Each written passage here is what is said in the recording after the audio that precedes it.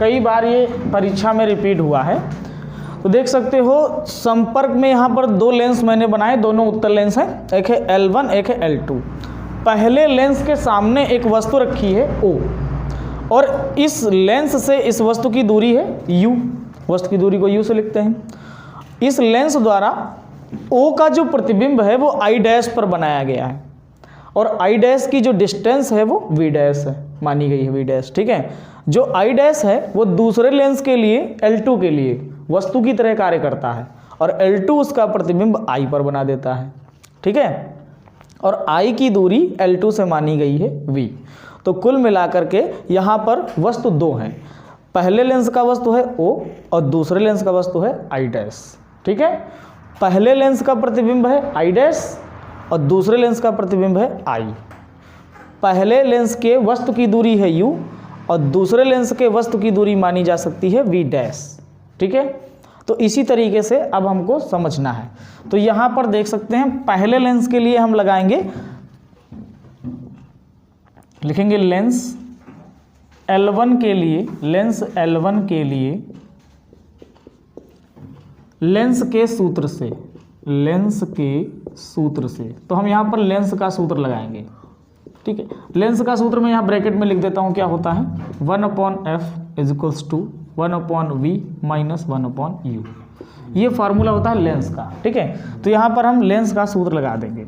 हालांकि यहाँ पर पहले वाले लेंस की जो फोकस दूरी है वो f1 मानी जाएगी और दूसरे वाले लेंस की फोकस दूरी f2 मानी जाएगी। तो यहाँ पर आ जाएगा पहले लेंस के लिए f1 बराबर, यहाँ पर है v, तो v हमारा ध्यान से देखिए, तो v क्या है प्रतिबिंब की दूरी, v क्या होती है प्रतिबिंब की दूरी, और प्रतिबिंब की दूरी यहाँ पर आपकी क्या मानी गई है v डैश, क्या मानी गई है v डैश। तो यहाँ आ जाएगा 1/v डैश, कोई दिक्कत। इसके बाद में माइनस क्या है 1/u, और u क्या है वस्तु की दूरी, और वस्तु की दूरी को u ही लिखा जाएगा क्योंकि उसे u माना गया है। समझ में आया इतना। इसको मान लेंगे समीकरण 1, ठीक है। इसी प्रकार किस लेंस के लिए लगाएंगे, लेंस बोलो L2 के लिए, लेंस L2 के लिए लेंस के सूत्र से, तो क्या आ जाएगा बेटा वहाँ पर 1/f2 बराबर 1/v। तो v है प्रतिबिंब, और प्रतिबिंब की दूरी इसमें v ही है, चेंज नहीं करी जाएगी, ठीक है। और माइनस 1/u, u की जगह क्या हो जाएगा v डैश हो जाएगा, u की जगह क्या हो जाएगा v डैश हो जाएगा, ठीक है। तो ये हो जाएगा। अब यहाँ से क्या करना है आपको, इसको मान लेना है समीकरण 2, ठीक है। अब समीकरण 1 व 2 से, समीकरण 1 व 2 से या 2 को जोड़ने पर, जोड़ने से क्या होगा, ये दोनों इधर के जुड़ जाएंगे तो आ जाएगा। इधर वाले में क्या होगा बेटा, देखो ध्यान से, इधर वाले में क्या होगा बताओ। इधर वाले में ये चीज़ किस में है प्लस में, ये चीज़ किस में है माइनस में, तो प्लस माइनस क्या होगा कट जाएगा। पहले लिखोगे क्या 1/v और माइनस 1/u, और बराबर किसके, ये वाला 1/f1, जोड़ना है ना, तो ये भी किस में है प्लस में, तो प्लस 1/f2। अब देखो ध्यान से, ये जो 1/v माइनस 1/u ये किसके बराबर होता है 1/f के बराबर होता है। तो यहाँ आ जाएगा 1/f, कैपिटल लिख लो या स्मॉल लिख लो, इससे कोई मतलब नहीं, ठीक है। और यहाँ पर आ जाएगा 1/f1 प्लस 1/f2, और ये हमारा जो हो जाएगा ये हो जाएगा फार्मूला।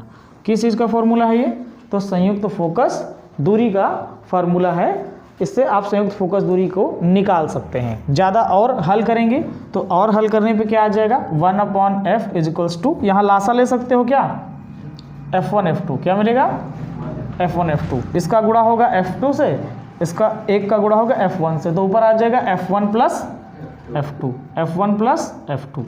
अब इसको चाहो तो तुम पलट सकते हो, उल्टा कर सकते हो, तो f ऊपर चला जाएगा 1 नीचे आ जाएगा, तो आ जाएगा f बराबर 1 नीचे लिखा जाता है, नहीं लिखा जाता, कभी बटे में 1 लिखा नहीं जाता, ये ऊपर चला जाएगा वो नीचे आ जाएगा, तो f1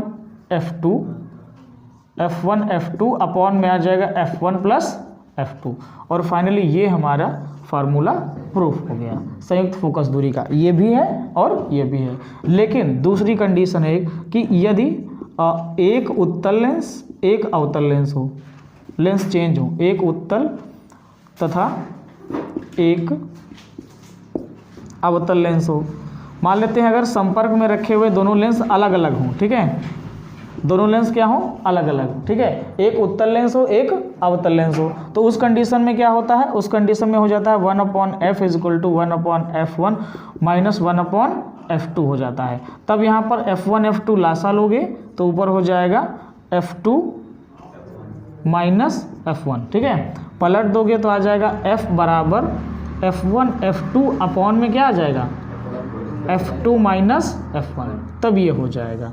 आया समझ में? तो कुल मिलाकर के दोनों कंडीशन समझ में आ गई।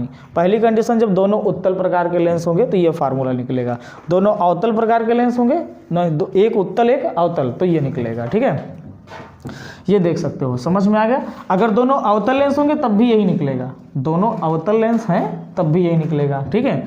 फिलहाल के लिए ये क्लियर है, कोई दिक्कत तो नहीं। कैसे किया मैंने, सबसे पहले चित्र ड्रॉ किया, ठीक है, चित्र ड्रॉ करने के बाद में पहले लेंस के लिए लेंस का सूत्र लगाएंगे, फिर दूसरे लेंस के लिए लेंस का सूत्र लगाएंगे, फिर दोनों इक्वेशन को ऐड कर देंगे, ऐड करके ये फार्मूला आ जाएगा। कोई दिक्कत? ठीक है, नोट करो।